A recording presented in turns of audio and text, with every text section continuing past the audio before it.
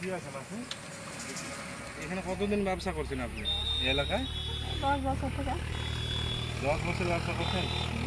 আপনার স্বামী বা আপনার ছেলে পেলে কেউ নেই? ওরা থাকার পর আপনাকে করতে হচ্ছে এগুলো? মনে হয় দেয়, না হয় না দেয়। যখন ইচ্ছা হয় তখন আপনাকে দেয়, না হলে দেয় না। বসেন মাসি, বসেন। কত কষ্ট করে তাহলে পণ্ডিতপুর থেকে এটা মাথায় করে নিয়ে আসছেন? তাহলে এই তো এখানে নেমেছি। চামিন্দার মোড় থেকে মাথায় করে নিয়ে আসছেন? যেগুলো বেচলাম একটু ঘুরবো। কত টাকার বিক্রি হয়েছে আজকে এগুলো? 200-500 হবে, কত হবে? 200-500 টাকার বিক্রি হয়েছে। আপনার বয়সও তো অনেক হয়ে গেছে, আপনার ছেলেকে বলতে পারেন না যে আমার সংসারের দায়িত্ব নিয়ে তোদেরকে ছোটো থেকে এত বড় করেছি, মানুষ করেছি? ছেলে তো কী করবে এখনকার বিটি হয়। ছেলে কী কাজ করে আপনার? আমার একটা সেন্টারে কাজ করে। রাজমিস্ত্রি সেন্টারে কাজ করে। দোকানে থাকে, কাপড়ের দোকানে কাজ করে, অন্যজনের কাপড়ের দোকানে কাজ করে। এগুলো কি সেমইয়া বিক্রি করছেন? হ্যাঁ। বাহ, কত করে এগুলো? 20 টাকা। 20 টাকা করে দিচ্ছেন এগুলো? ঠিক আছে, আমি একটা সেমই নিলাম আর এগুলো নিলাম। হ্যাঁ, এগুলো কত? এগুলো 10 টাকা করে। এটা 40-45 টাকা হলো না? প্রোডাক্টগুলো যে আপনি মাথায় করে এত কষ্ট করে বিক্রি করছেন, যদি ট্রেনে বিক্রি করেন তো বেশি ইনকাম তো। আমাদেরকে বেচতে দেবে নাকি? ট্রেনে বেচতে দেবেন আপনারা? কেন, সবাই তো বিক্রি করছে। কাঠ 12,000 টাকা তো কাঠ করতে হবে। মানে 12,000 টাকা দেবে কাজ করতে? এটা আপনি খোঁজ নিয়েছেন 12,000 টাকা লাগে বছরে, তাই তো? ওইটা লাগে 12,000 লাগে, বছরে 12,000 লাগে, কাঠ করতে লাগে। আপনার ছেলেকে বলতে পারেন, দুটো ছেলে আছে, যে আমাকে কিছু পয়সা দিয়ে কার্ডটা করে দে, পাড়ায় পাড়ায় আমি রোদ্দুরে কত আমরা পারবো না কেন হবে? কি অত পয়সা নেব না আমি, ও করে আমি খাই না।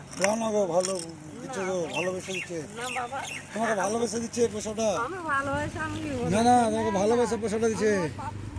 আমাকে 45 টাকার বিক্রি করেছে, তাই তো? আপনাকে আমি কত দিয়েছি? অনেক দিয়েছি না, ও অনেক হোক আর না হোক, আমি ওই দামটাই নিব আমি। আপনাকে ভালোবেসে দিচ্ছে গো। শোনেন, এটা রাখেন, ছেলে হিসাব করে রাখেন পয়সাটা। না ওটা আমার ও পয়সা দিতে হবে না।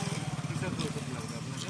না, হ্যাঁ, কিসের প্রফিট লাগবে বলেন? তো আপনি পয়সা দিতে হয় অনেক আছে, আরও বেশি খেতে গেলে এমনি তো 10 টাকা 5 টাকা বেশি খেয়েছি, তাই তো পয়সা দিতে হয়। একটা কথা বলি আপনাকে, 10 মিথ্যা কথা বলেই দিতে হয়। দুনিয়ার মানুষের কত টাকা মেরে খেয়ে নিচ্ছে, তাদের তো ভয় নেই, আর আপনাকে তো কেউ খুশি মনে দিচ্ছে, তাহলে এটা কি ঈশ্বর বা উপরওয়ালা কি আপনার উপরে প্রেশার ক্রিয়েট করবে?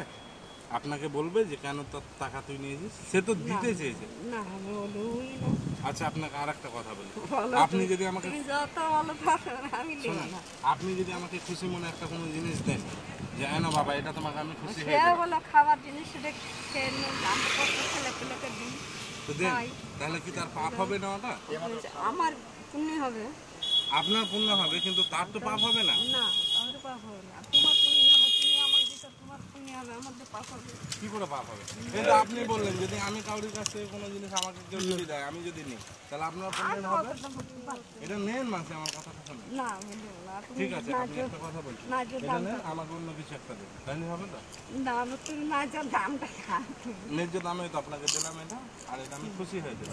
কোনো এমনি দিচ্ছে না গো। এটা ধরেন, এতগুলো মানুষ বলছি তো আপনি আমাকে খুশি হয়ে কিছু খাওয়ান একটা। আপনি জিনিস নেওয়া কোনটা জানেন? এই জিনিসগুলো পড়ে আছে, আমি যদি নিয়ে চলে যাই তাহলে এটা নিয়ে নেওয়া হবে। আপনি আমাকে কিছু দেবেন খুশি হয়ে?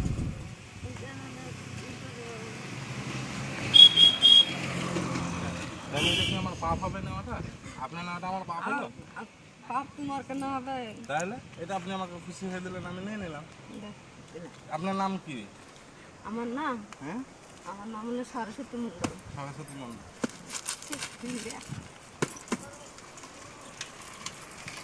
আস্তে আস্তে যান, হ্যাঁ, ভালো থাকবেন। ঠিক আছে, হারিয়ে ফেলেন না টাকাটা। ঠিক আছে।